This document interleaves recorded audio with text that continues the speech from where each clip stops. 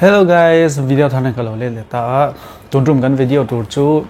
a begin shampoo le conditioner chungchang ha video ha lo siam nol to a in she thiam karenga in lok pui pok karenga I tunrum a hian purifying shampoo le conditioner chungchang kan soi fianga purifying shampoo hi a begin ai scalp luvun tan kan mang thina I dry scalp mo luvun ro te luphut te chuan e lumom luvun mom tiang ji te kha actify ma chon luphut atirea hemi shampoo le conditioner big hi thelo tam tak kanom thina I kan scalp harsatna zir luvun harsatna zir te kan sam hai luvun le sam hai nang talawta sam mo ro tuk khami pheng te khama kha shampoo le conditioner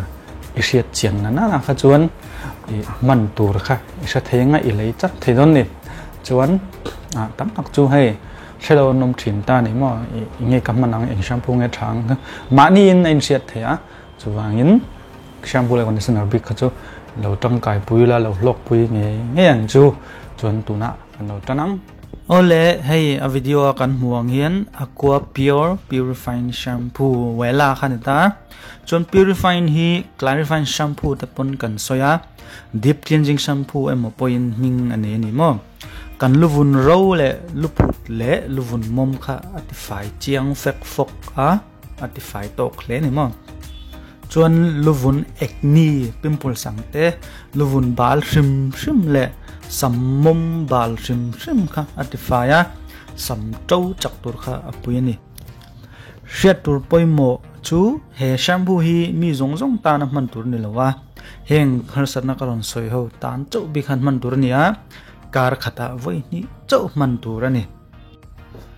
conditioner bi gi chu ai samro lu tuk le sam phek tan khan acha ve thung ani chon conditioner hi chu soi wak ngai lowa khami pH balance sang kha maintain kha ni mai ta conditioner sang khai mang thei thung ani sam har satna ziren mo samaro ni chon moistures kha mo moistures conditioner te hydrate conditioner te khami nutrient rich khami pink color wela khamo tiang tak po kha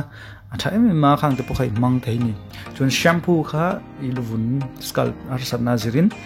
manganga conditioner kha isam har satna zirin mang ve thung lo na ni chon thilna chu hei shampoo conditioner te ni mo treatment ni mo home care remedy ni mo khami khoizu le bong te mix te ni mo coconut oil te ni mo man mo lo tur ni mo result kha langvat second du thina kha ngai to lo tur ni a alo berat khata mot lang ni mote kha han mangula chon in luvun fai to gem te kha han en na han chiang taula ta khan result khan cha don ta ni voi khat man khan result la lang mal the don lawa chuwangin ma video te nga ya